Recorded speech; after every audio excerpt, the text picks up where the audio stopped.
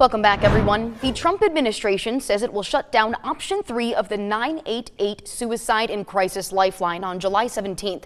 That's the option specifically for LGBTQ youth. The Department of Health and Human Services says the federal funding for this option ran out. Taryn Simmons spoke to a transgender teenager who shared how she feels this decision will impact her and her community.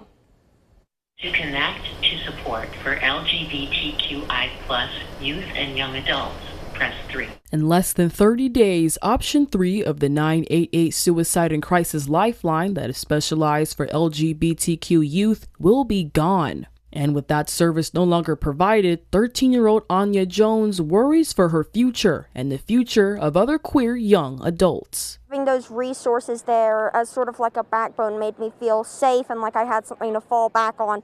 And without it, I just feel like scared and worried about everything. Anya is transgender and says at a young age she knew exactly who she was. As she's gotten older, though, her mental health has changed, which is why option 3 is so crucial. There's been some wobbles with like gender dysphoria and stuff like that. It keeps going up and down, mainly because of like hormones and stuff. Officials say that once the service shuts down, everyone who contacts the 988 Lifeline will continue to receive skilled, caring, and culturally competent crisis counselors. But Anya's mother, Steph Jones, says she's concerned her daughter's specific needs won't be met. I would imagine that those people aren't equipped for dealing or have experience dealing with kids with gender dysphoria who are genuinely afraid to let themselves out of the closet.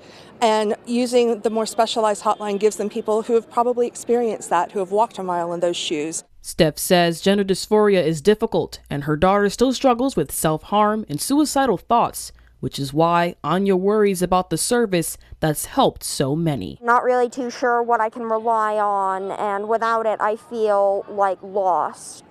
Option 3 is still currently available for queer youth to use. Here for you in Lansing, Taryn Simmons, 6 News.